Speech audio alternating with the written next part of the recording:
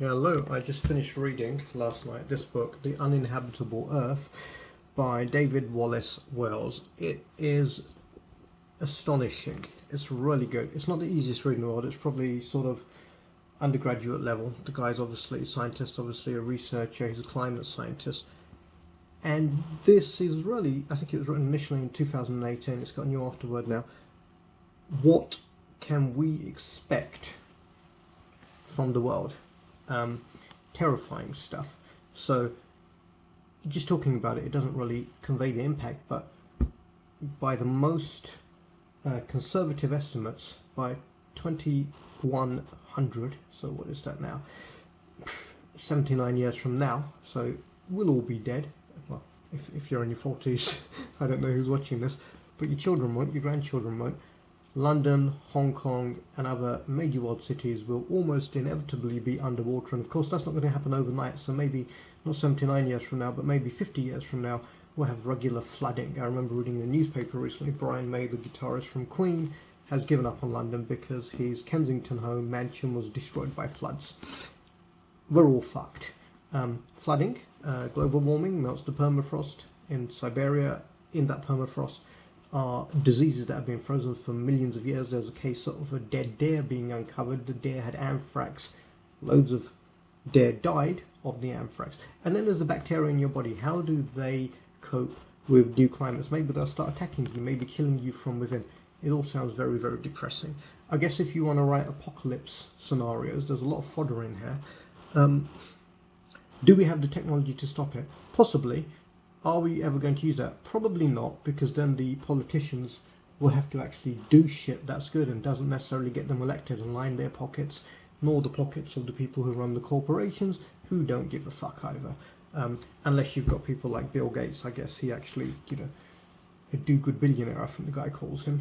And then you've got people like Richard Branson, they can just fly off to space. Yeah. So it's something that is now inescapable, and it's no longer alarmist. The reason I mentioned this was written in 2018 because in 2018 we didn't see on the news the kind of stuff we're seeing now with California's biggest ever forest fires. Apparently there's a guy in California who said there's no longer a forest fire season. It's all the time. Floods in Bangladesh. Floods in Bangladesh will be flooded, and it's screwed.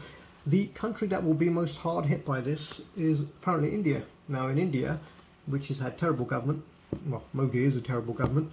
I'll probably get death threats from Hindutva members now. Fuck you too. For every degree of warming above whatever the baseline level is, 70 more farmers commit suicide every single day. Alright, so it's a mass dying. Apparently there have been 6 mass dyings known in history. Only one of them caused by a probable asteroid. That's the one that wiped out the dinosaurs. Guess what every single one before that was caused by? No prizes for guessing. Climate change. There's no life out there on any other planets that's being discovered. Why not? Because for life to exist, for human life to exist, and most of the animals in the ecosystem, requires a very specific set of conditions, which we've had for a long time. But in the last century alone, we've managed to completely screw up. Yeah? It's not fake news anymore, Donald. Your golf course will probably be on fire. Let me read you the things on the back. If you read just one work of non-fiction this year, it should be this. That's the Evening Standard.